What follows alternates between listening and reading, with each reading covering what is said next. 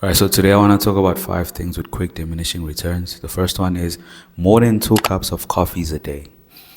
Right, so most of the benefits or good returns that you will get from caffeine or coffee will probably come from your first cup of coffee.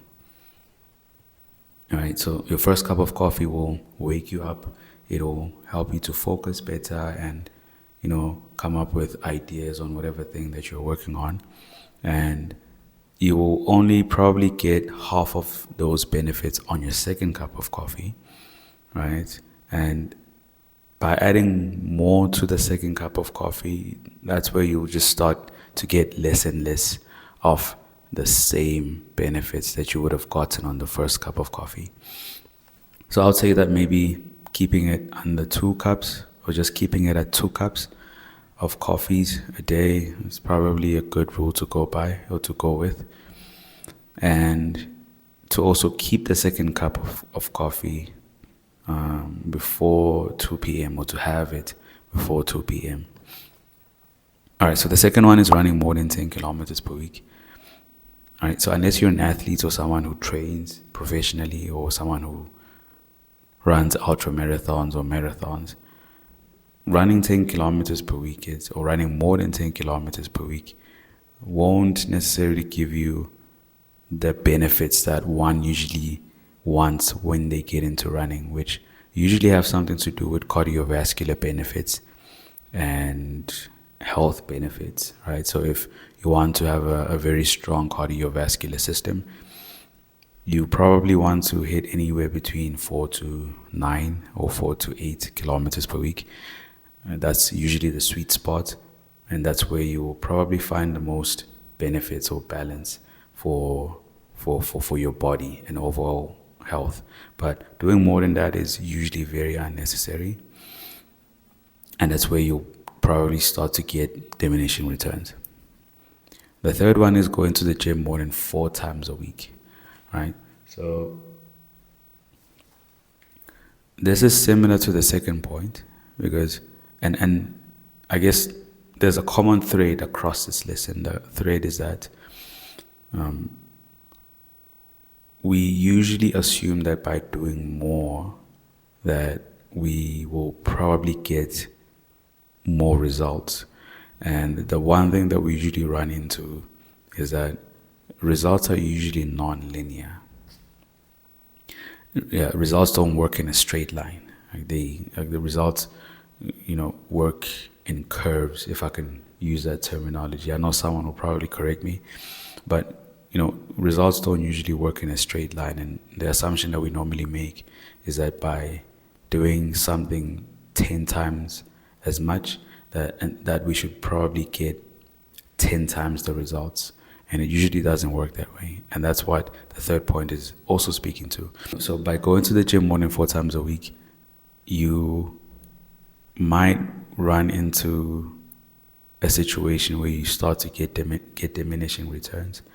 And you usually want to just keep your training just below 4 times, or at least 4 times, or at most 4 times a week, so that you can still tap into the right or the sweet spot or the good amount of training per week that's needed for you to not only build consistency but to also get the results that you're looking for.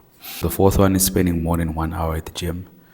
Again, if you're spending more than 1 hour at the gym, it's one of 2 things. One, it could be that you're a professional bodybuilder and that's what you have to do all day, every day.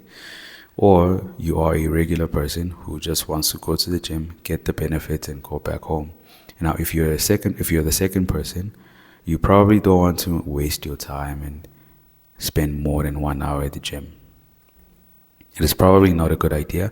And if you spend more than 1 hour at the gym, it might mean that you are wasting a lot of time at the gym for whatever reason. It could be that maybe you go there to socialize, or you spend a lot of time training or doing multiple exercises or many exercises within your training session. And as a consequence, you spread yourself thin and you end up wasting time. And when you spread yourself thin like that, you inadvertently